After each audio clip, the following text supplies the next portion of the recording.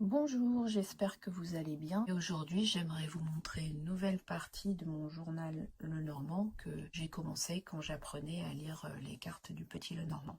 Jusqu'ici, on a vu les origines du Petit Lenormand. Et si vous voulez voir cette vidéo-là, il y a normalement quelque chose qui devrait apparaître par ici, sur lequel vous pouvez cliquer et ça vous mettra la vidéo de côté quand vous aurez terminé celle-ci. Donc aujourd'hui, on va se concentrer sur la vie de Mademoiselle Lenormand, qui est quand même rocambolesque. Qui était cette Mademoiselle Lenormand dont 2 jeux divinatoires portent le nom et qui est même mentionnée dans Les Misérables. Soit dit en passant, Victor Hugo était présent à son enterrement. Je vous propose de découvrir ce personnage à travers 3 pages de mon journal Lenormand. Alors, pour commencer, j'ai trouvé cette peinture qui a été faite par François Dumont. Elle avait 21 ans à l'époque. Je ne sais pas si on voit très bien. Dans l'ombre, là, il y a une espèce de chouette, une espèce de créature, on ne sait pas ce que c'est.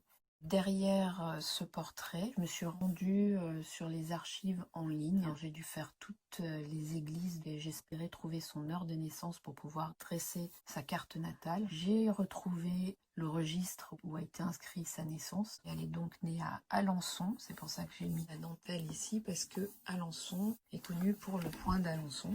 Donc ça nous dit le mercredi 27 mai 1772. Je pense que ça c'est le nom de la personne à qui ça a été déclaré.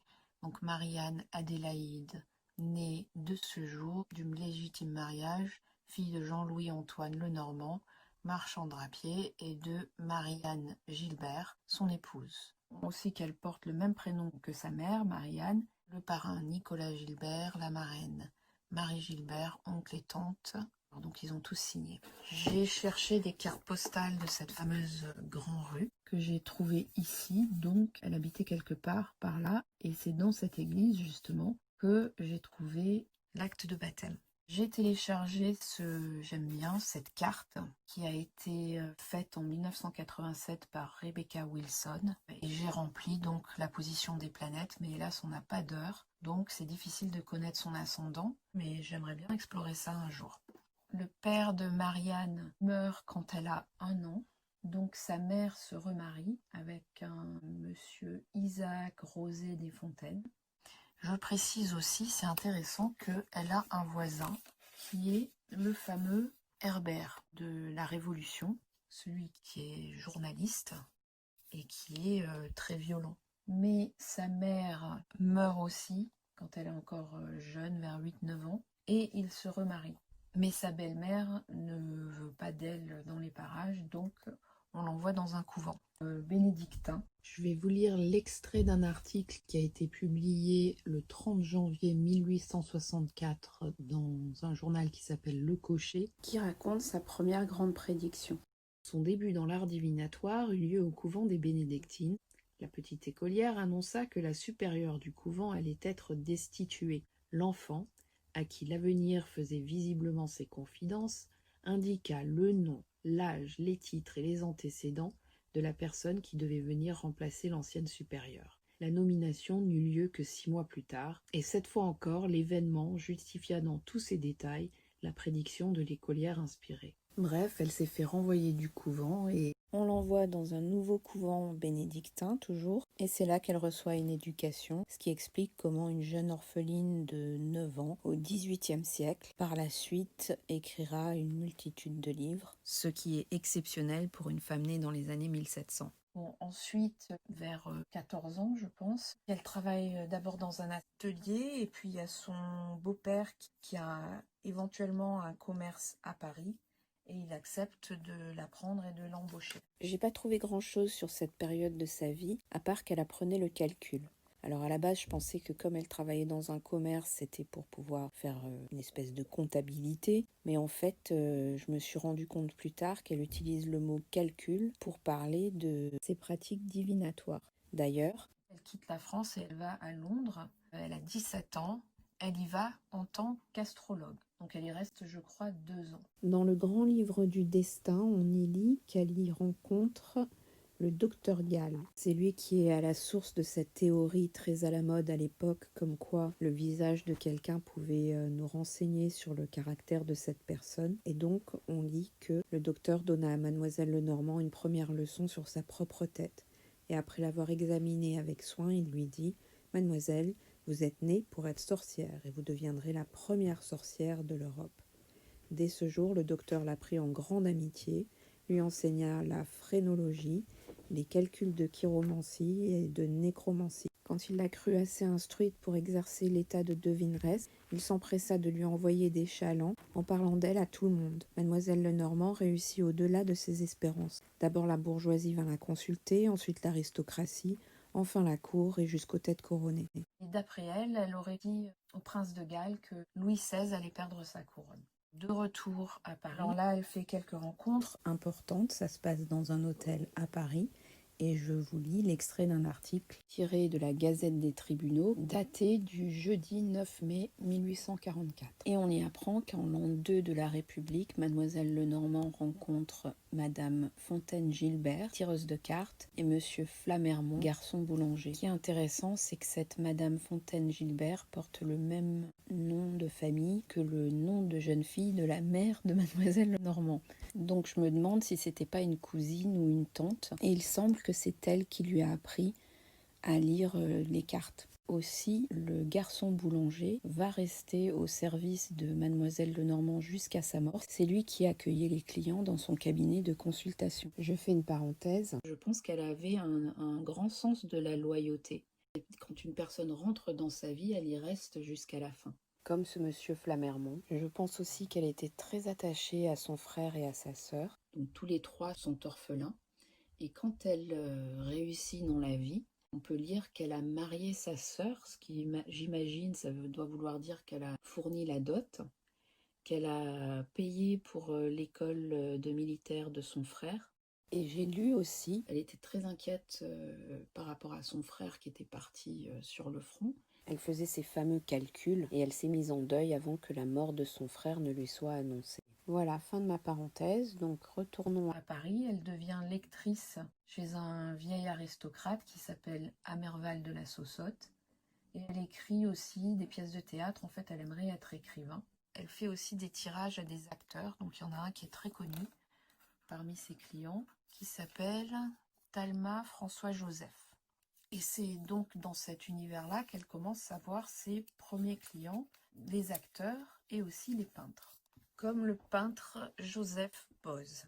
Un autre peintre, là c'est son autoportrait Jean-Louis David.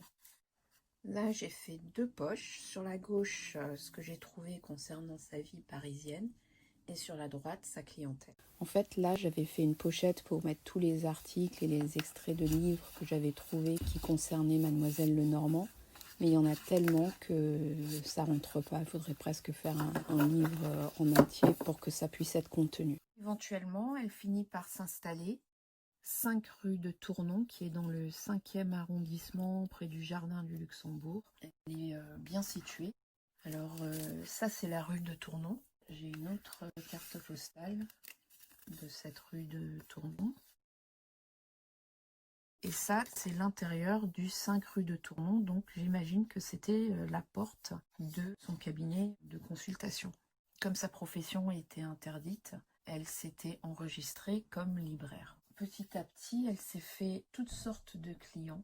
Mais j'ai l'impression qu'en fait, elle était très douée pour se faire une réputation pour son marketing. Elle a l'intelligence, par exemple, de faire savoir que Joséphine, la femme de Napoléon, était une de ses clientes. Donc, vu l'importance de Joséphine de Beauharnais dans la carrière de Mademoiselle Lenormand, j'ai consacré toute une page. Alors, comme souvent par rapport à ce qu'on peut lire sur Mademoiselle Lenormand, il y a deux versions sur leur rencontre et il y a aussi un démenti. Une première version, c'est que elle était emprisonnée dans la prison La Petite Force et elle aurait reçu un billet de la part d'une certaine Joséphine qui lui demandait de lui faire une prédiction.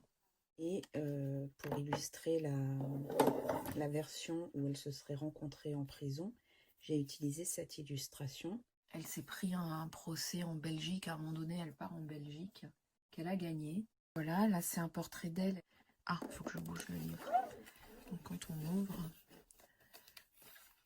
elle approche à peu près la cinquantaine, elle est en prison en Belgique, vers 1820. Deuxième version de leur rencontre. Un extrait de Les Blancs et les Bleus d'Alexandre Dumas, de 1872. Ça commence au 27e chapitre et ça dure plus de 30 pages. C'est Joséphine qui parle. Nous étions hier chez Madame Gobier, lorsque celle-ci nous raconta qu'en passant à Lyon, il y a une dizaine d'années, elle s'était fait dire la bonne aventure par une demoiselle Lenormand. Entre autres prédictions qui s'étaient réalisées, la sorcière lui avait annoncé qu'elle aimerait un homme qu'elle n'épouserait pas, mais qu'elle en épouserait un autre qu'elle n'aimerait point, et qu'à la suite du mariage, la tendresse la plus vive lui viendrait pour cet homme. C'est son histoire d'un bout à l'autre. Elle avait appris que cette Sibylle qu'on appelle Lenormand habitait maintenant à Paris, rue de Tournon, numéro 7. C'est le 5, mais bon. La curiosité nous est venue, à moi et à Madame Tallien, d'y aller à notre tour. Elle a pris rendez-vous chez moi, où nous devons nous déguiser toutes deux en grisettes. Je vous avoue que nous nous faisons joie, grâce à l'exactitude de nos costumes, de faire tomber la Sibylle dans l'erreur la plus complète. Que ce soit en prison ou dans le cabinet de Mademoiselle Lenormand où Joséphine et sa copine Madame de Tallien se sont déguisées, les prédictions de Mademoiselle Lenormand sont les mêmes. Mademoiselle Lenormand pousse Joséphine à épouser ce jeune officier qui à l'époque est personne et lui promet qu'il serait couronné, qu'elle serait elle-même couronnée, à sa grande stupéfaction. Et ensuite, plus tard dans leur relation, elle lui aurait parlé du fait qu'elle ne pouvait pas avoir d'enfant et donc qu'elle serait amenée à divorcer, mais que à partir du moment où il sera plus avec Joséphine, commence la chute de Napoléon. Et c'est comme ça que Mademoiselle Lenormand est devenue à la mode. Bon, mais il y a aussi, comme je vous l'avais dit, un démenti. On le trouve dans les mémoires de Mademoiselle Avrillon, publiées en 1833. Je ne vais pas vous lire l'extrait parce que sinon on va plus s'en sortir. Mais en gros, pour elle, Joséphine n'aurait jamais consulté Mademoiselle Lenormand vu sa réaction quand elle lui a raconté sa séance avec Mademoiselle Lenormand. En tout cas, qu'elle ait été cliente ou pas, Joséphine a certainement contribué à sa réputation. Je continue avec Joséphine, à laquelle elle a consacré tout un livre. Elle prétend que Joséphine lui aurait demandé de partager ses confidences à Mademoiselle Lenormand d'outre-tombe. Et dans ce livre figure la main de Joséphine. D'ailleurs, on l'utilise encore aujourd'hui comme exemple pour les manuels de chiromancie. Et c'est une façon pour Mademoiselle Lenormand de montrer qu'elle connaît la main de Joséphine. Donc effectivement, Joséphine l'a consultée. J'en profite pour parler de toutes les techniques qu'elle utilisait pour son travail. En plus de la chiromancie, elle connaît et pratique la géomancie, la pyromancie, la nécromancie, la chiromancie, la téphramancie, la lampadomancie et la libanomancie. Elle fait avec une force de génie incroyable la conjuration du blanc d'œuf, celle du plomb fondu, des tarots, des fragments de miroirs cassés et des cendres jetées au vent.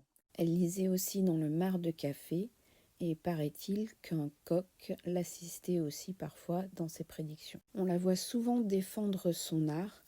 Et il y a un exemple où je trouve qu'elle a trop bien géré la situation. Une pièce de théâtre qui est jouée à Paris se moque ouvertement d'elle.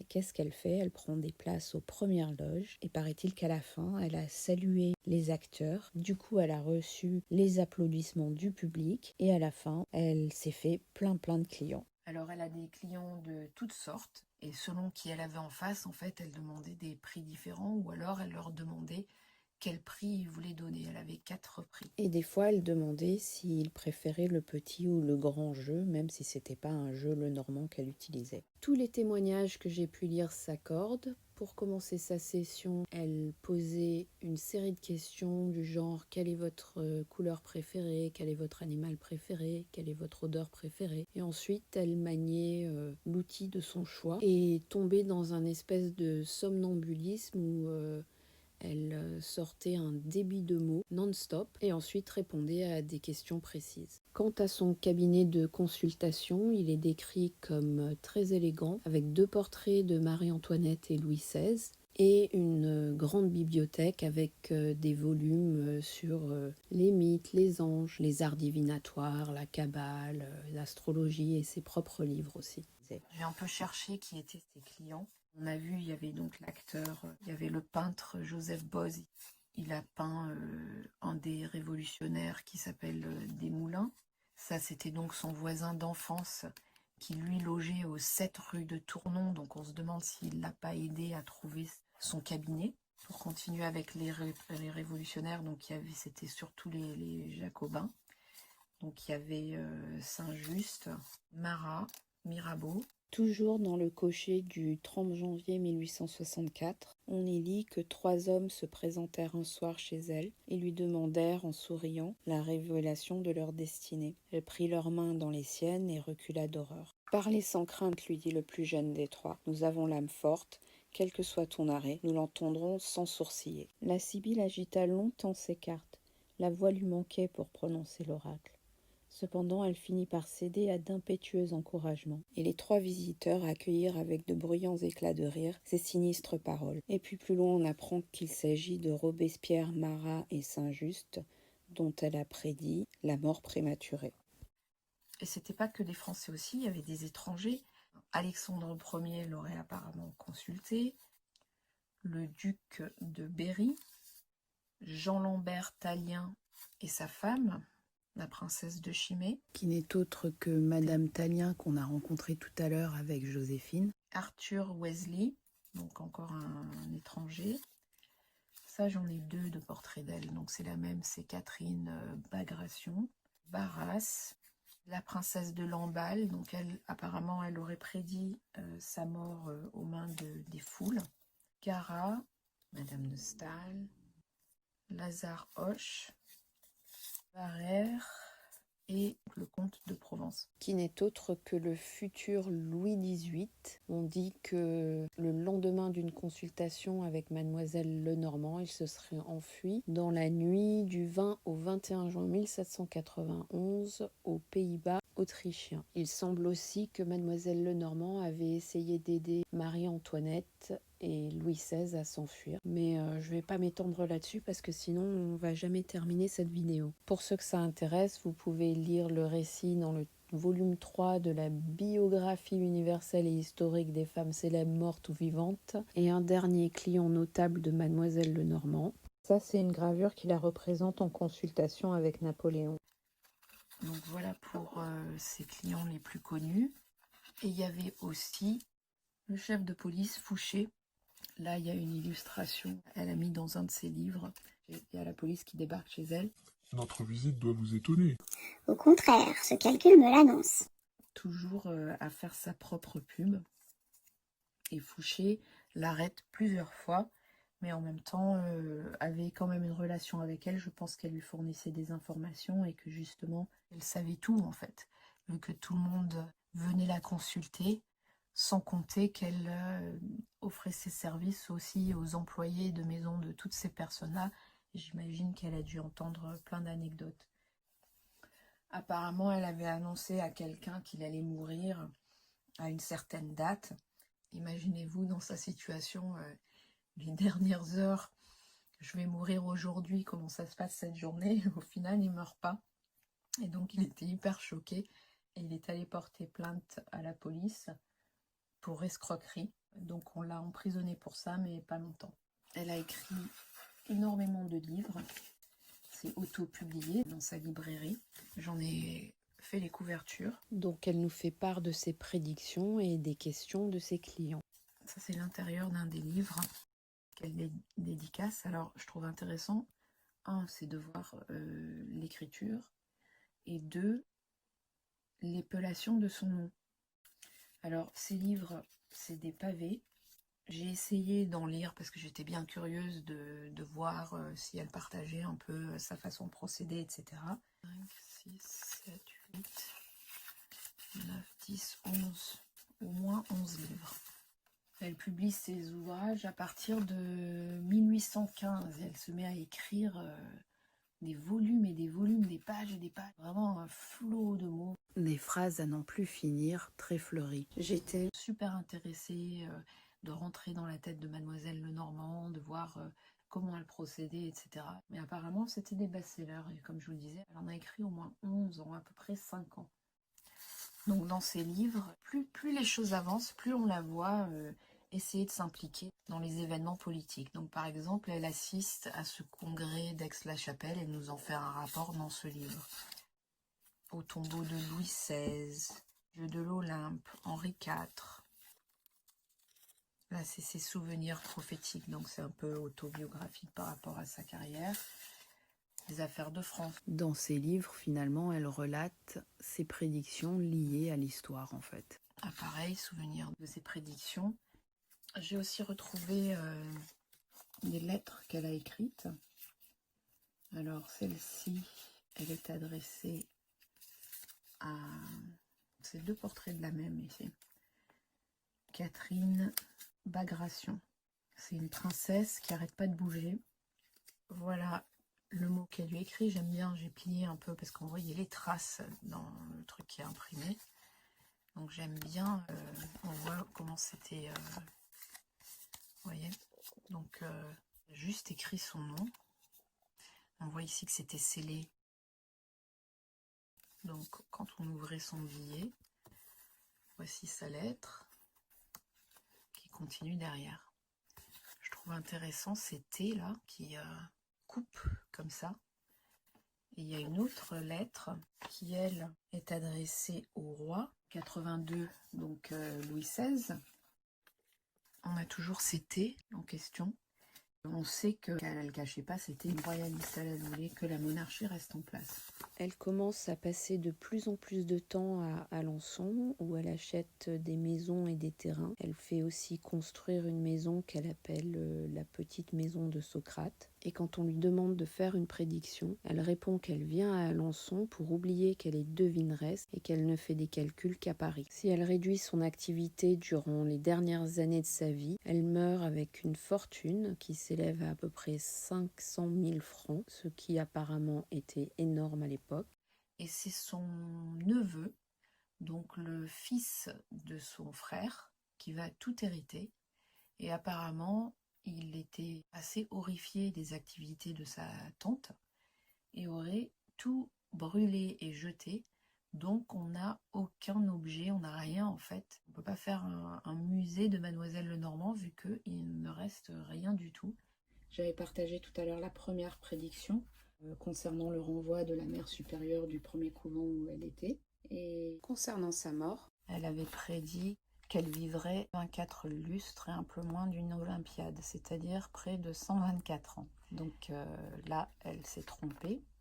À moins que sa notion du temps soit différente de la nôtre, puisqu'elle meurt le 23 juin 1843 à l'âge de 71 ans. Elle sera enterrée au Père-Lachaise où sa tombe de nos jours est toujours fleurie et où certaines personnes déposent leur propre jeu Lenormand pour le charger. J'en profite pour faire une parenthèse pendant que je fais défiler certaines de mes sources. J'ai réuni tout ce que j'ai pu trouver en français et en anglais dans les archives en ligne. Quand je me suis plongée dans cette recherche, je me suis dit mais c'est fou à quel point Mademoiselle Lenormand polarise. Je trouve ça intéressant que les anecdotes, les articles, les mémoires, tout ce qui a pu être écrit sur elle, c'est très contradictoire. On a l'impression dans un sens que il y a toujours une opinion qui est mêlée à ce qu'on raconte, c'est-à-dire que c'est soit on croit à la voyance, soit on n'y croit pas. Il n'y a personne qui semble être objectif, à s'intéresser en fait à la vie quand même extraordinaire de cette femme. Et donc il y a une espèce de division. Une exception, c'est Hoffmann qui fait la critique des souvenirs prophétiques d'une sibylle de Mademoiselle Lenormand et il met le doigt sur la problématique qui soulève le cœur des gens en fait. Donc je vous lis, de 2 choses l'une. Ou la série des événements futurs est irrévocablement fixée par le destin, ou notre prudence peut en modifier l'ordre et la nature. Dans le premier cas, le destin est une véritable fatalité contre laquelle échouent la prudence et le génie des hommes. Dans le second cas, la destinée n'est que conditionnelle, puisque notre conduite peut la modifier ou la changer entièrement. Si la destinée est conditionnelle, comment peut-on prédire des événements que notre imprudence ou notre sagesse peuvent changer immédiatement après la prédiction ? Si au contraire la nature et l'ordre des événements futurs sont immuablement fixés, à quoi nous serviraient les calculs de la prudence et des conseils de mademoiselle Lenormand? Voilà, tout est dit. Ce qui dérange autour des prédictions, que ce soit dans la voyance, l'astrologie ou la cartomancie, c'est la question du libre arbitre. Bien sûr, il y a aussi l'angle religieux. Bon, je comprends rien à ces titres, mais en tout cas, cette personne du nom de Berbiguier se demande pourquoi est-ce qu'il déteste tant Mademoiselle Lenormand. Il écrit: c'est parce que les sibylles, les devins, les sorciers, les farfadets, les bohémiens, les bohémiennes sont des disciples du grand maître des enfers, et que cette qualité seule doit suffire pour prouver qu'ils sont méchants, trompeurs et suborneurs. Plus loin, on voit qu'il est un peu parano. Alors attention, être parano, ça ne veut pas dire qu'on n'est pas suivi. Je ne sais pas ce qui lui est arrivé, peut-être qu'il a eu des expériences négatives. Dans tous les cas, ce que je remarque, c'est qu'il y a deux catégories de personnes qui sont allergiques à Mademoiselle Lenormand et à sa profession. Un, ce sont les personnes dont la religion indique qu'il faut à tout prix éviter ce genre de discipline. Et deux, ce sont les personnes qui ne supportent pas l'idée qu'ils n'auraient pas de libre arbitre, car si on peut deviner leur futur, ça veut dire qu'il est écrit quelque part et donc qu'ils n'ont aucun contrôle sur leur vie. C'est un sujet qui me fascine, donc je vous invite à partager votre réflexion sur la question dans le respect de toutes les personnes qui contribuent à cette discussion, s'il vous plaît. Donc j'ai hâte de vous lire pour faire avancer ma propre réflexion. Et puis pour conclure, je trouve ça marrant qu'on lui ait usurpé son nom pour vendre un jeu.